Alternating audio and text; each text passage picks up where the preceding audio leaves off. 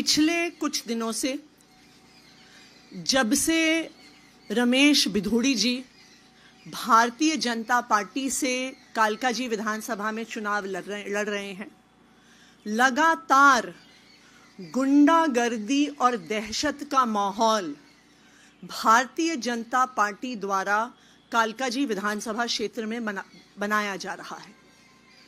विधानसभा के हर इलाके में भारतीय जनता पार्टी के कार्यकर्ता और कई लोग जो कहते हैं हम रमेश बिधूड़ी जी के भतीजे हैं, आम आदमी पार्टी कार्यकर्ताओं को डरा रहे हैं, धमका रहे हैं, उनका कॉलर पकड़ रहे हैं, उनका पार्टी का प्रचार का सामान लेके छीन रहे हैं, जला रहे हैं।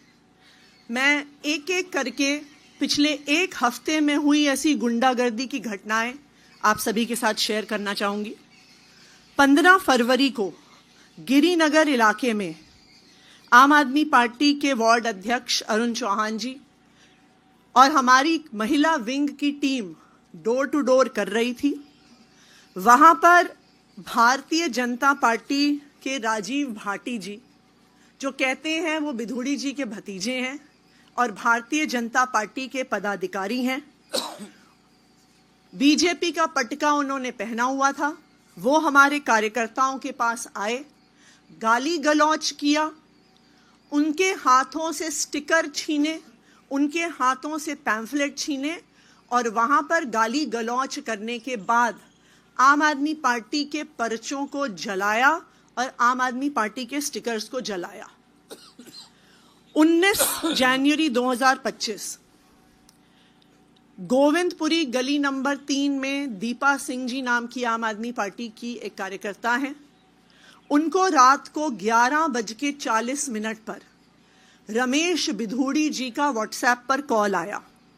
9811039678 फोन नंबर से रमेश बिधूड़ी जी ने दीपा जी को कहा कि तुम पहले भारतीय जनता पार्टी में होती थी कई साल पहले, तो वापस आ जाओ।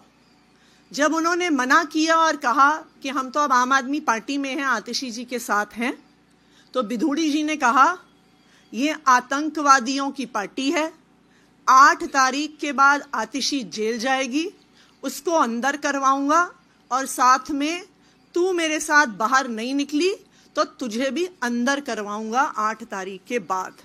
ये रमेश बिधूड़ी जी ने खुद फोन करके आम आदमी पार्टी की एक महिला कार्यकर्ता को धमकी दी। 19 तारीख को ही गोविंदपुरी गली नंबर 5 में हमारे एक कार्यकर्ता का रिश्तेदार अंकित गुप्ता दिल्ली के बाहर से आया हुआ था, डोर टू डोर प्रचार कर रहा था।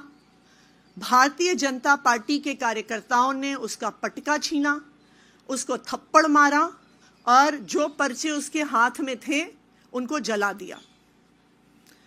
20 जनवरी कल नवजीवन कैंप के एफ ब्लॉक में 2 दिन पहले भारतीय जनता पार्टी की टीम, कई बच्चों को उन्होंने लगाया हुआ था स्टिकर्स चिपकाने के लिए, पोस्टर चिपकाने के लिए। जब हमारी एक कार्यकर्ता विजेता कुमारी जी ने इस पे ऑब्जेक्शन किया तो वहीं पर खड़े होके भारतीय जनता पार्टी के कार्यकर्ताओं ने आम आदमी पार्टी की महिला कार्यकर्ता से गाली गलौज करी। कल ये भी 20 तारीख को 1 नंबर गली गोविंदपुरी में, और इसकी कल मैंने शिकायत भी करी इलेक्शन कमीशंस के ऑफिसर से, मनीष बिधूड़ी जी जो कहते हैं कि वो रमेश बिधूड़ी जी के भतीजे हैं, इन्होंने हमारे कार्यकर्ताओं के साथ गाली गलौज किया और कहा घर बैठ जाओ वरना हाथ पैर तोड़ देंगे।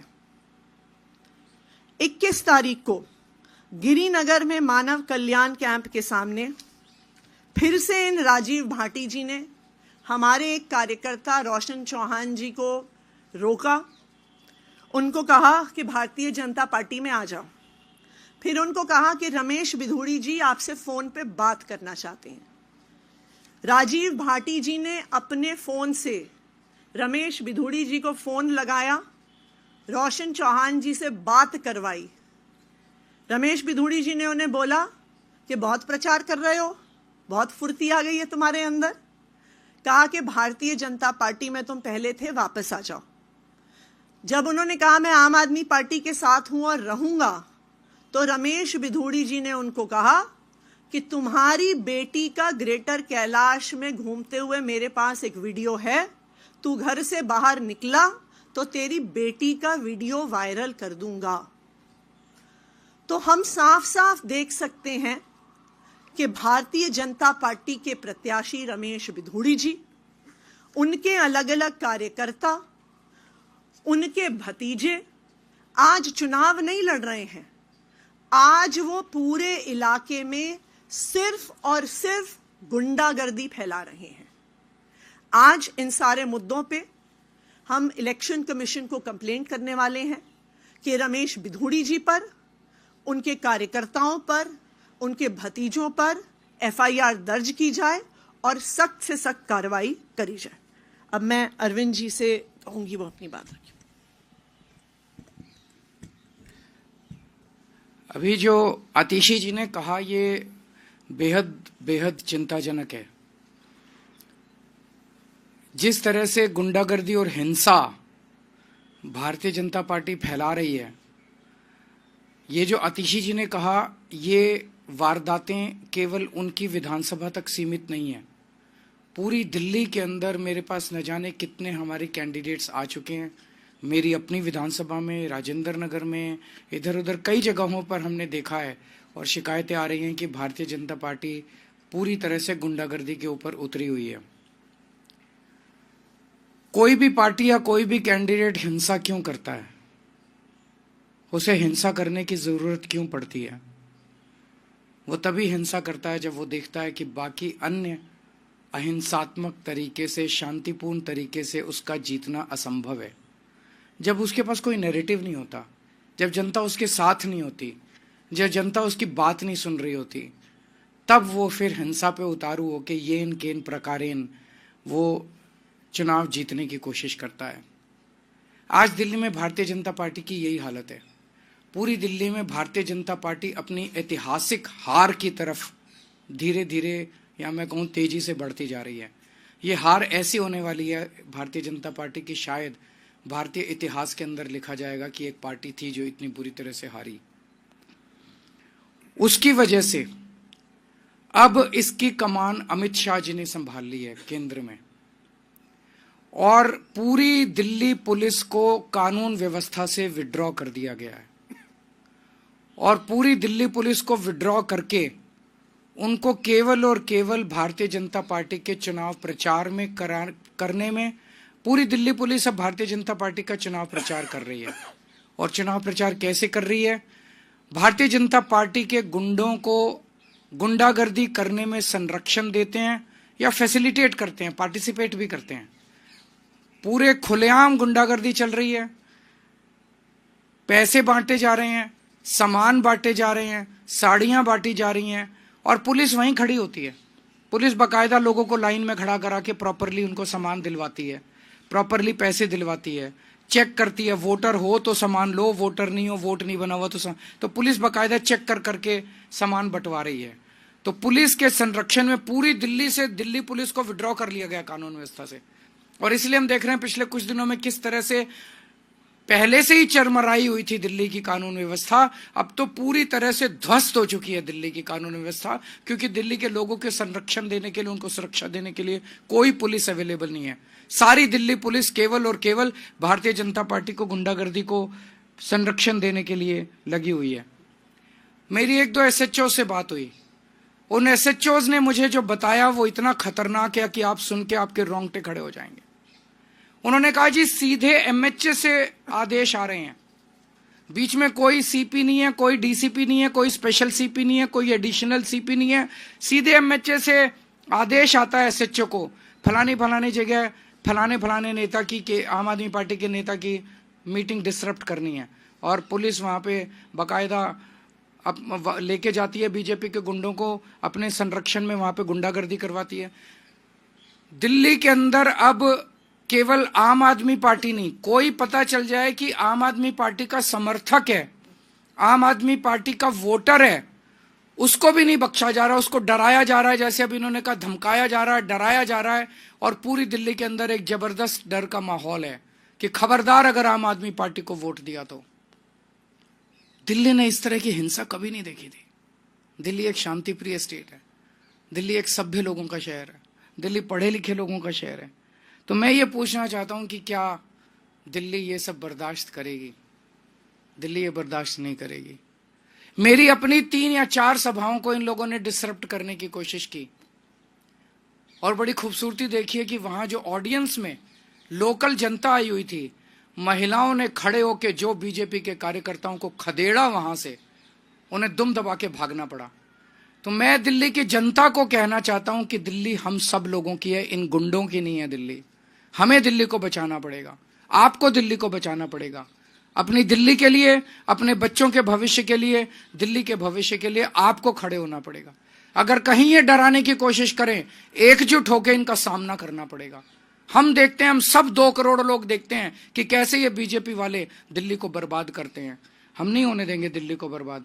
और आप सोच के देखो, चुनाव के पहले अगर ये गुंडागर्दी इस तरह की कर रहे हैं, खुदा ना खास्ता अगर ये जीत गए तो चुनाव के बाद ये दिल्ली का क्या हाल करेंगे, इसकी आप कल्पना भी नहीं कर सकते। हमें दिल्ली की संस्कृति को बचाना है और इस गुंडागर्दी को रोकना है। आप कुछ अगर कोई 1-2 क्वेश्चंस हैं तो आप बताइए।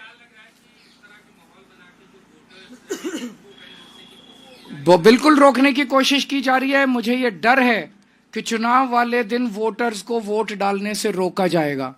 मुझे मतलब जैसा मैंने बताया, बीजेपी अपनी शायद 2015 की जो हार थी, 3 सीट आई थी, उससे भी ज्यादा बुरी हार इन लोगों की होने वाली है इस बार।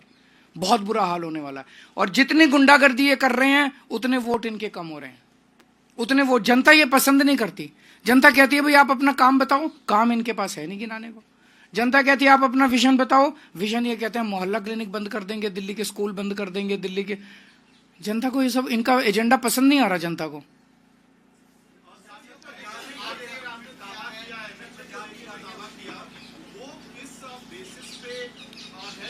आपको सारे बता दिए, जो एक एक डेट वाइज, आदमी वाइज इंसिडेंट्स बता रही हैं आतिशी जी। दिल्ली की सीएम आपको इंसिडेंट्स बता रही हैं। उन्होंने लिखित में चुनाव आयोग को शिकायत की है। इनको सबको गिरफ्तार किया जाए। जिन जिन लोगों का नाम अभी आतिशी जी ने लिया, अगर चुनाव दिल्ली में निष्पक्ष होने हैं, कम से कम चुनाव तक इन लोगों को गिरफ्तार करके अंदर रखा जाए। अदरवाइज तो ये खुलेआम है कि पुलिस तो हमारी है। जब सैया भय कोतवाल तो डर काहेगा।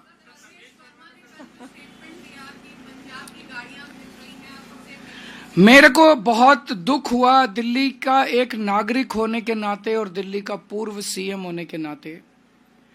प्रवेश वर्मा जी ने जिस तरह से पंजाबियों के कंट्रीब्यूशन को प्रश्न चिन्ह लगाया। प्रवेश वर्मा जी ने कहा कि पंजाब की गाड़ियां घूम रही हैं, पता नहीं कौन लोग हैं उनमें, और 26 जनवरी गणतंत्र दिवस के लिए सुरक्षा के लिए ये खतरा है। तो क्या पंजाबी, सारे पंजाबी आतंकवादी हैं? सारे पंजाबी देशद्रोही हैं? क्या सारे पंजाबी देश के लिए खतरा हैं? पंजाबियों ने दिल्ली को संवारा है।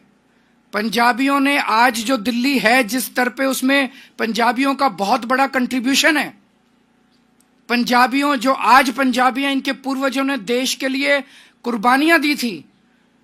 आज जो दिल्ली के पंजाबी हैं, उनके पूर्वजों ने देश के लिए अपनी जान न्यौछावर की थी। 1947 में जब पार्टीशन हुआ था, लाखों पाकिस्तान से रेफ्यूजी दिल्ली आए थे। उन्होंने न जाने कितनी यातनाएं और कितनी दुर्दशा झेली थी। आज ये छोटा सा लड़का दिल्ली के पंजाबियों को, पंजाब के पंजाबियों को चुनौती देने चला है।